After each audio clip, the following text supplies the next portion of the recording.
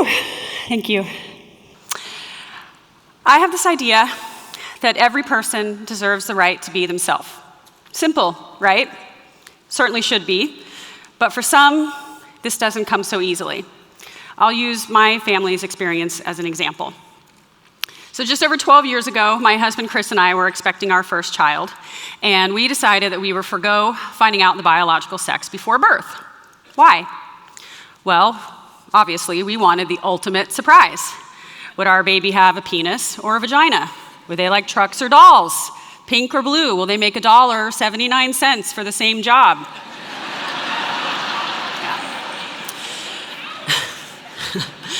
Ultimately, we had a girl, or at least her genitals said as much, and her clear identification as a girl is the very reason why, in fact, when we were expecting our second child, we did find out the biological sex before birth. Our daughter, Thea, who was 4 at the time, was clear that if she wasn't getting a sister, there was going to be trouble. Naturally, we wanted to prepare her for the worst. Thankfully, we didn't have to do that. This new baby had a vagina. Clearly a girl, right? So before I move forward with our story, I do need to clarify one thing, and that is that when you have a transgender child, names and pronouns can be tricky, particularly when speaking in the past tense. And so while I will sometimes refer to my second child as Nora and she or her, I'm only doing so for the ease of storytelling. This child is a boy. We just didn't know it yet. So, thanks.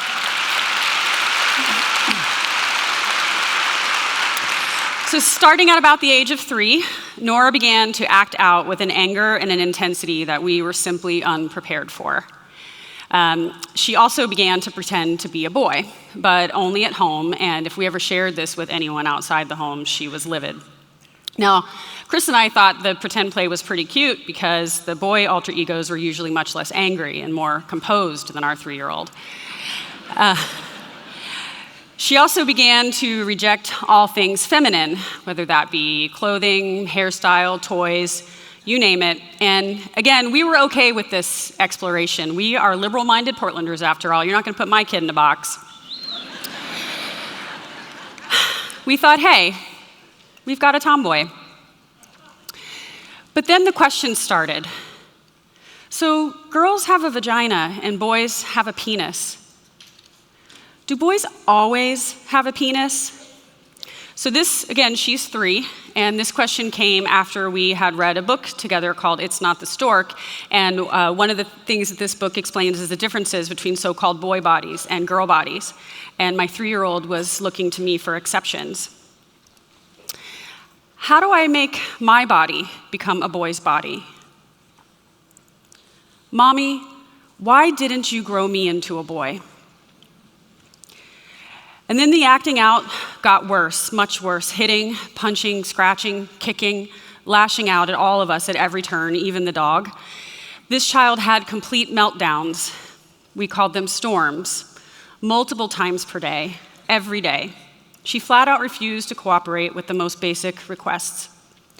I recall saying to Chris that I didn't remember it being this hard with Thea. My 4-year-old told me that she hated me and wished I was dead. My 4-year-old. I thought my kids would be teenagers before they disliked me that much. And yet, all of this was followed by a deep and heartbreaking shame and remorse. Mommy, why am I so mean? I don't want to be so mean. I know I'm still learning. Can you help me learn to not be so mean? By the time kindergarten rolled around, Nora was in full-on depression. About halfway through the year, her teacher, who had known our family for several years, said that it seemed like the light that she had come into the school year with had dimmed. My 5-year-old's light was going out. Shortly thereafter, she started to scratch her face to the point of bleeding.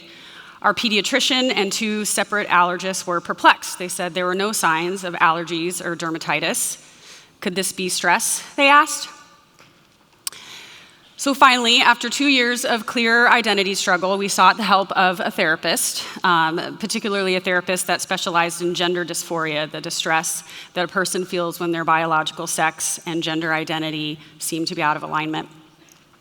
And it took several sessions before Nora would open up.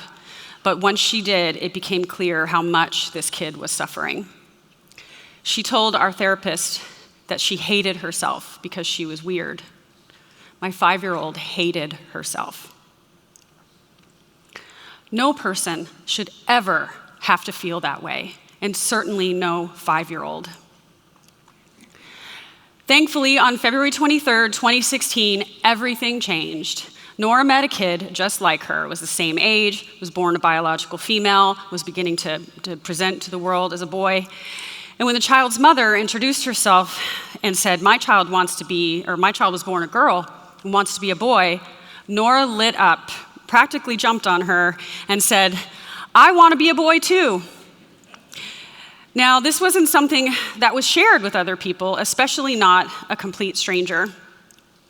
We talked that night about the significance of meeting this other child. My husband, Chris, said, see, there are other kids, other people that feel this way, that know this about themselves. Nora just smiled, content and relaxed, a state that our family hadn't experienced in quite some time. She'd been playing around with different boy names at home. Zane and Kevin and Travis were favorites. And we shared that if we had known that he was going to be a boy at birth, we would have named him Eli. Well, the next day, we were on a fucking bullet train to Boytown.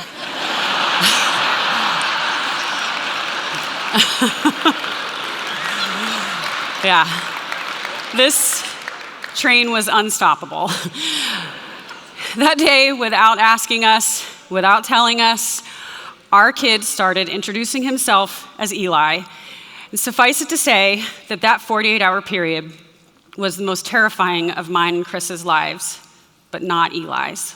It was his absolute best. This kid marched into his kindergarten classroom that morning and reintroduced himself to his classmates.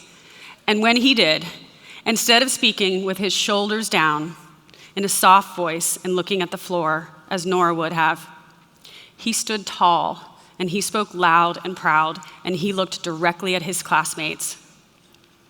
He told them, I am Eli, and I am a boy in my heart.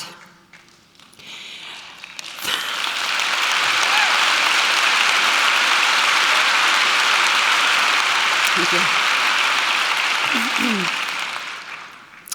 Now, the compassion and nonchalance that these kids exhibited is a thing of beauty. They shared that they were so glad to have a new friend who was really an old friend. They were worried about the logistics of getting Eli's locker and book box corrected with the correct name. One of the girls in the class was even concerned that there were now more boys in the classroom than there were girls. And one kid said, but I thought Nora was a boy. He was. And I can tell you, over 2 years later, that this is a non-issue for these kids. So when someone asks you, how do I explain this to my kids? First, help them acknowledge and then set aside their own prejudices. And then ask them to imagine being as accepting and flexible as children are. In the weeks that followed, there was one storm, again, this was every day, multiple times per day. When I told Eli that he seemed much happier now that he could be a boy, he said, yeah, I just don't feel so mean anymore, Mommy. To be completely honest, our lives had been totally transformed. I told Chris it was like we'd been living with the volume cranked up to 10 and someone finally mercifully turned it down. Now, I don't know how much each of you know about biological sex and gender identity, but my family's gotten a crash course, and it is not this simplified two-sizes-fits-all thing that we're socialized to believe. In that context, I want to make 2 clear points.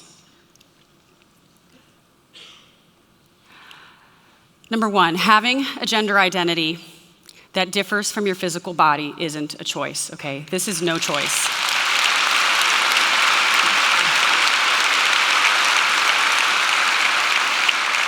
And it isn't easy. Most of society makes sure of that. It's something that cannot be willed away. I can't force Eli to grow his hair out and wear a dress and suddenly make him feel like a girl any more than any of you male-identifying folks in the crowd could do the same.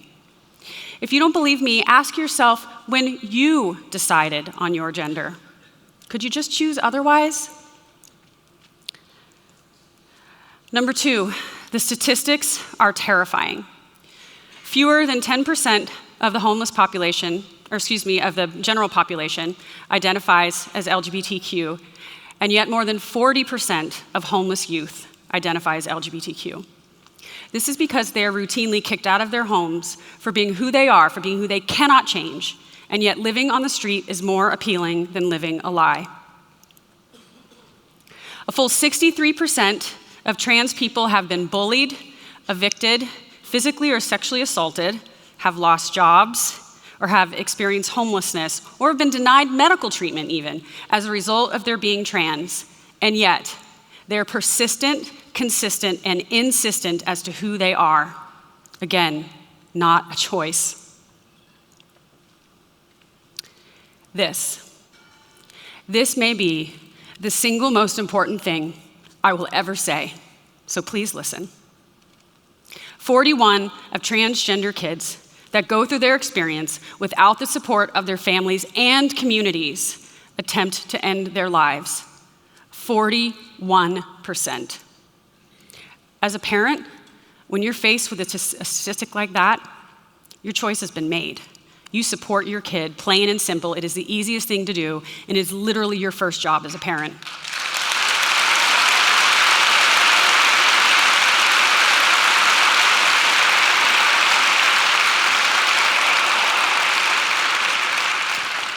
So while Eli has no choice, Chris and I do, and we choose to have a living son and not a dead daughter.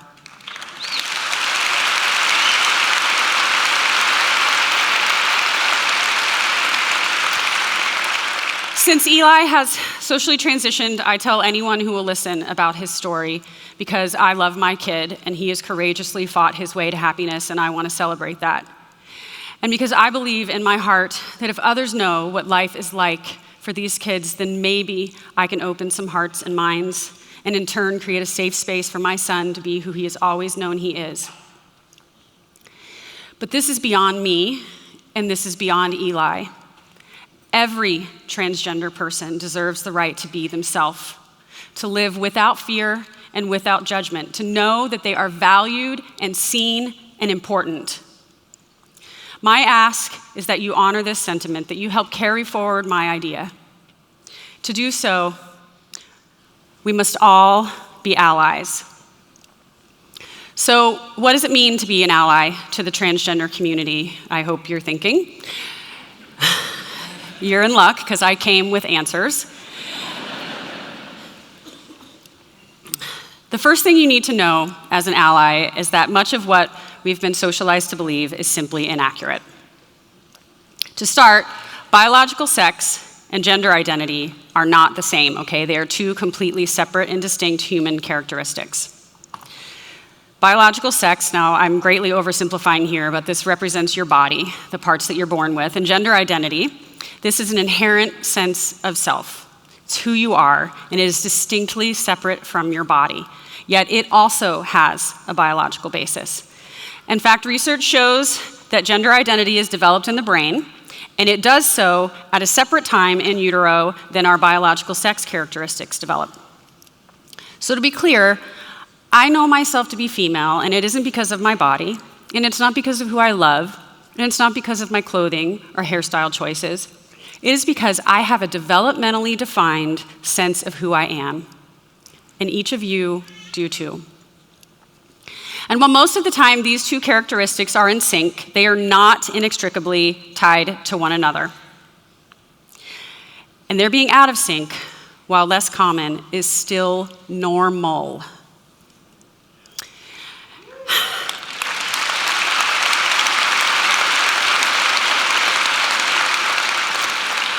Additionally, both of these characteristics exist on a continuum. So despite there being a cultural expectation to the contrary, neither exists as a simple check the box, binary, yes or no answer.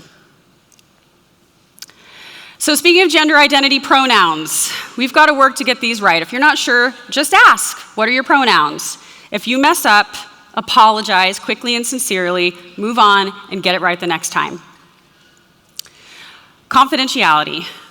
Do not casually share, don't gossip, don't speculate. If you know someone is transgender, do not share that unless you have been given explicit permission to do so. If I haven't made this abundantly clear already, if you out someone, you are literally putting their life and livelihood at risk. Bathrooms. Support all gender and gender-neutral bathrooms.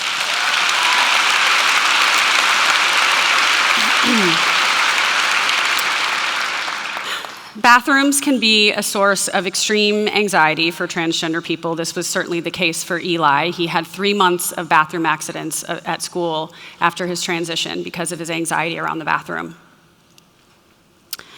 Try not to overemphasize gender in our day-to-day. This is something we really need to dial down, folks. Not every interaction, activity, product, or article of clothing needs to be gendered.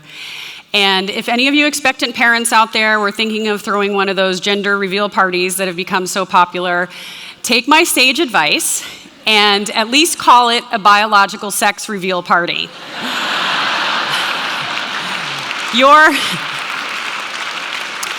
Your kid will tell you their gender at some point, and who knows, maybe that's an opportunity for another party. Lastly, speak up. Challenge transphobic remarks or jokes, whether you are standing in the Trader Joe's checkout line or your Thanksgiving dinner celebration. Do not let others denigrate or make fun of transgender people in your presence. This is my son.